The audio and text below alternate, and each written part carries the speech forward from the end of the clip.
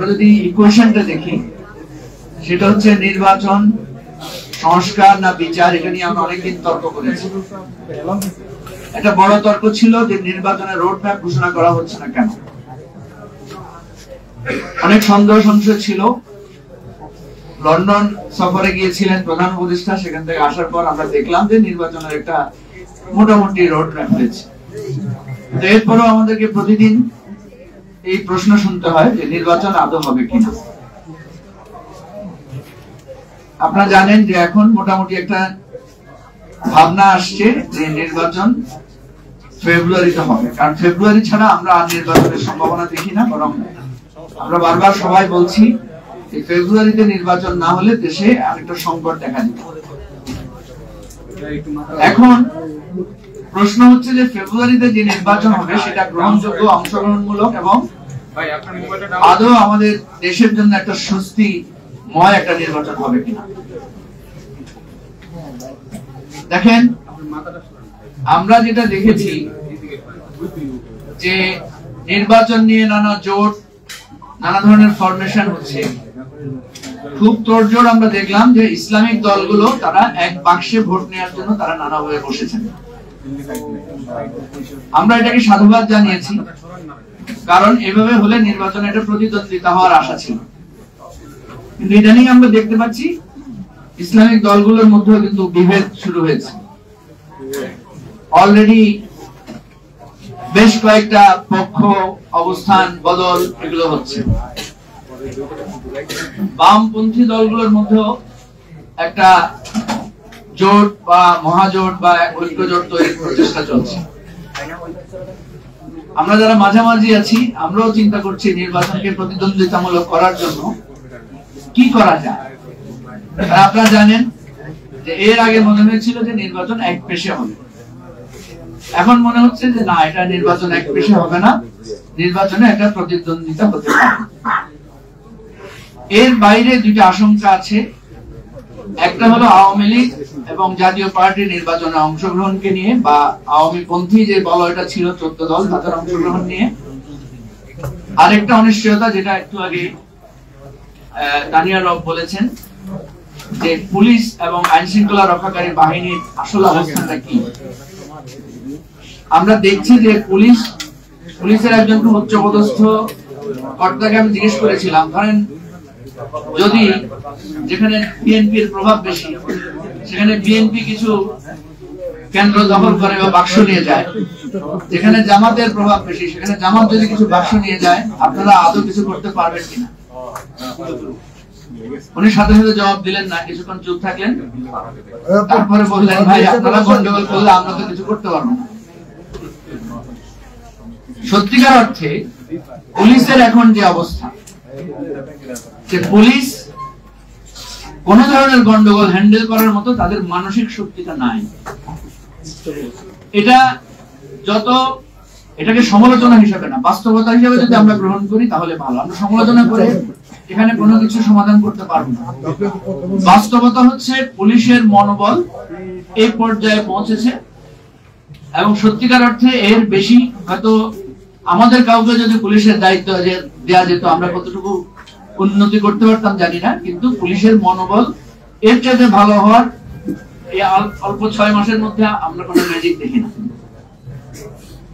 সেজন্য আওয়ামী লীগ প্রশ্ন, পুলিশের নিরাপত্তা প্রশ্ন, এবং যার যেখানে দাপট আছে তার দাপট দেখানোর প্রশ্ন, এই তিনটা প্রশ্নকে খুব খোলামেলা ভাবে আলোচনা করলেই, এবং এই ব্যাপারে আমরা যদি চিহ্নিত করে সুপারিশগুলো করতে পারি সমাধান কি হবে, তাইলেই বলা যায় নির্বাচনটা কিছুটা গ্রহণযোগ্য হবে। এই নির্বাচন যদি গ্রহণযোগ্য না হয়, এই নির্বাচন যদি প্রশ্নবিদ্ধ হয়, এই নির্বাচন নিয়ে যদি এরপরে ব্লেম হয়, আপনারা জানেন 4টা গ্রহণযোগ্য নির্বাচন হয়েছিল কম্পারেটিভলি বেটার ইলেকশন, 91, 96, 2001 এবং 2008। 2008 নিয়ে অনেক বিতর্ক আছে। আমরা যদি বলি কম্পারেটিভলি কম বিতর্ক আছে 3টা ইলেকশন। সারাদিন ভাই আসছেন, ওনাকে স্বাগত এবং ধন্যবাদ জানাচ্ছি। 1.5 ঘন্টা লাগছে ওনার আসতে, উনি বললেন। তো যে কথাটা আমরা বলছি, আমরা একটা একটা করে ধরি, এখানে সময় নাই অত আলোচনা করার। আওয়ামী লীগ জাতীয় পার্টি প্রশ্নে আমরা দেখছি যে আমাদের মধ্যে কারো কারো দ্বিমত আছে, এবং আমরা যদি বলি যে আওয়ামী লীগ জাতীয় পার্টি ইলেকশনে পার্টিসিপেট করতে পারবে না কারণ তারা আমাদের ভোটাধিকার কেড়ে নিয়েছিল, তারা আমাদের নির্বাচন ব্যবস্থা ধ্বংস করেছে, এখন আমরা যদি তাদেরকে বলি যে তারা ইলেকশনের বাইরে থাকবে, কিন্তু তাদের ভোটাররা তো ইলেকশনের বাইরে থাকতে পারবে না, এটার কোনো যুক্তি নাই। বাট আমরা যদি বলি দল হিসেবে তারা ইলেকশনে থাকবে, এটা তো আমরা একমত হতে পারবো না আমার ধারণা, কারণ ফিল্ডে আওয়ামী লীগকে গ্রহণ করার মতো পরিস্থিতি নাই। মান্না ভাইয়ের এলাকায়, সালাউদ্দিন ভাইয়ের এলাকায়, আরো যারা যারা আছে ওনাদের এলাকায় যদি আওয়ামী লীগের কোন প্রার্থী নির্বাচনে দাঁড়ায়, আমার নিশ্চিত বিশ্বাস সালাউদ্দিন ভাইয়ের অনেক ক্ষমতা, ওনার নিয়ন্ত্রণ আছে ওনার দলের উপর, ওনার এলাকায় আমি জানি, তারপরেও নিয়ন্ত্রণ উনি রাখতে পারবেন না।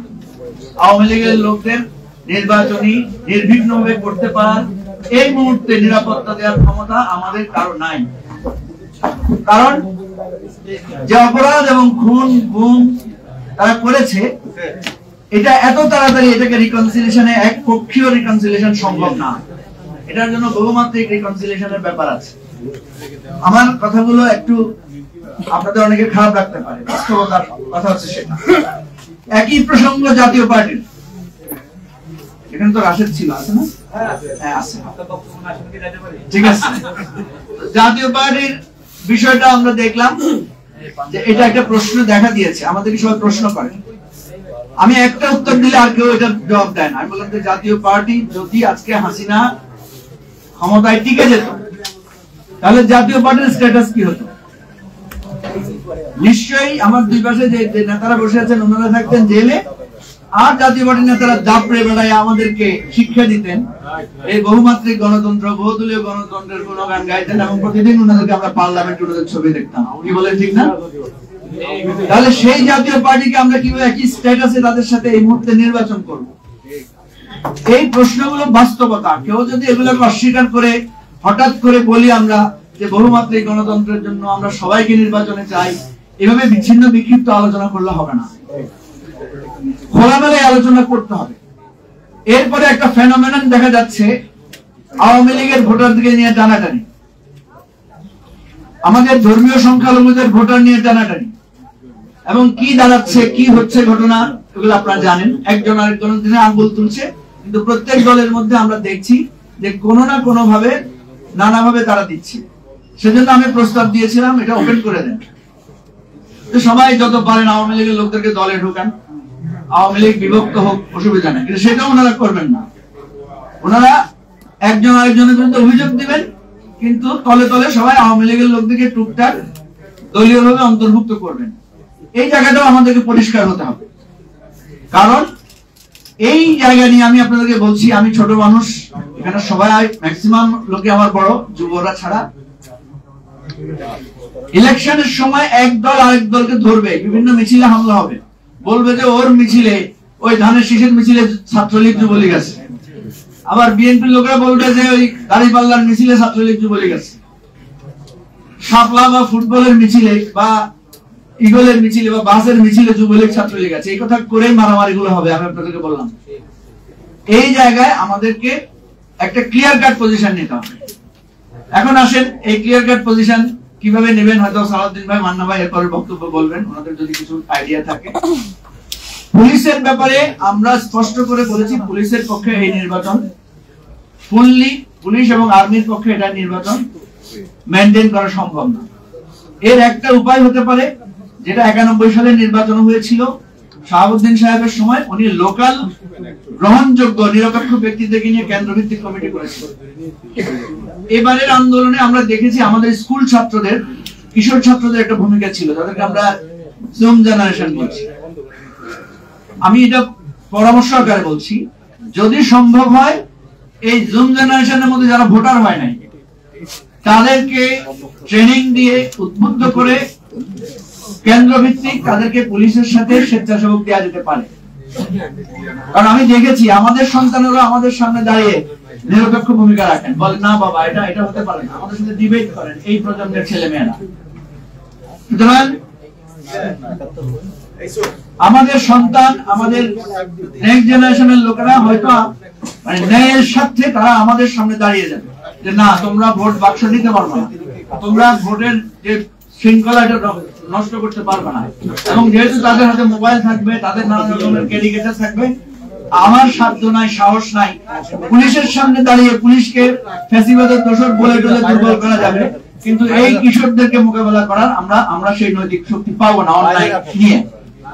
কারণ আমরা দেখেছি যে নিরাপদ সড়ক আন্দোলনের সময় আমরা তাদের সামনে কিন্তু খুবই নত ছিলাম, এবং আওয়ামী লীগের মতো হিংস্র লোকেরাও সেখানে কিছুটা মাথা নত করেছিল। তো মূল কথা দাঁড়াচ্ছে এই ইলেকশনকে যেভাবে হোক গ্রহণযোগ্য, এবং এই ইলেকশনকে আমাদের জন্য একটা ঝামেলামুক্ত নির্বাচন করতে হবে। সেই জন্য আমি একটা প্রস্তাব দিয়েছিলাম, সেই প্রস্তাবে সবাই আমাকে নিয়ে ট্রল করেছে। আমি বলছি মারামারি গন্ডগোল দূর করা, এই পুলিশ দিয়ে নির্বাচন করা একটা সম্ভব যদি বিএনপি জামাত একজোট হয়ে ইলেকশন করে, ওনারা একজোট হয়ে ইলেকশন করবেন, আর আমরা বাকিরা যারা আছি তারা হয়তো আমরা একটা জোট দিয়ে ইলেকশন করব। মারামারি গন্ডগোল আমার বেশি আশঙ্কা বিএনপি জামাতে হতে পারে।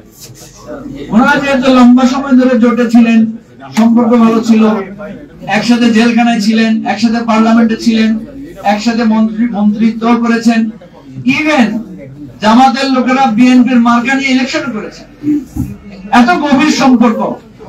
আমি অনুরোধ করি এই জাতির সাথে এইবার আবার সেই গভীর সম্পর্কটা ফিরে আনবে। অনেক সময় দেখা যায় তালাক হয়ে গেলে শেষ বয়সে আবার একটা মিলন ঘটে। জাতির সাথে আপনারা একসাথে ইলেকশন করেন, হয়তো বলবেন যে বিরোধী দল কারা হবে, ভাই ভোটারদের উপর ছেড়ে দেন, তারা কাদেরকে বিরোধী দল বানায়। তো আমার এই ধরনের কথাগুলো বললাম আপনাদের চিন্তার খোরাকের জন্য, এবং ইলেকশনটা যদি ভালো হয় দেশটা সাস্টেইন করবে। আদার দেন বিএনপি ক্ষমতায় আসলে অন্যরা বলবে ভোটে কারচুপি হয়েছে, আবার অন্যদের যদি কেউ কেউ আশা করতেছে এখন যে তারা অনেক ক্ষমতায় চলে আসবে, তারা ক্ষমতায় আসলে আমি আরো বিপর্যয় দেখি। কেন দেখি? কারণ বিভেদ চরম আকার ধারণ করবে। অলরেডি বিভেদ শুরু হয়েছে, আপনারা দেখেছেন হেফাজতে ইসলাম, জমিয়তে উলামা ইসলাম, এই নানা গ্রুপের এক একজনের বিরুদ্ধে ধর্মীয় ফতোয়া শুরু হয়েছে। এটা কিন্তু খুব বিপজ্জনক পর্যায়ে চলে যাবে ভবিষ্যতে। তো আমার কথাকে কেউ অন্যভাবে নেবেন না, ভুল বুঝবেন না। আপনারা এই আয়োজনটা করেছেন, এই আয়োজনটা আমাদের আলোচনার জন্য, ভবিষ্যতের সমঝোতার জন্য পথ খোলা হোক, একটা সুষ্ঠু নির্বাচনের দেশটা শান্তিপূর্ণ থাকুক, এটা আমাদের প্রত্যাশা। সবাইকে ধন্যবাদ। সালাম।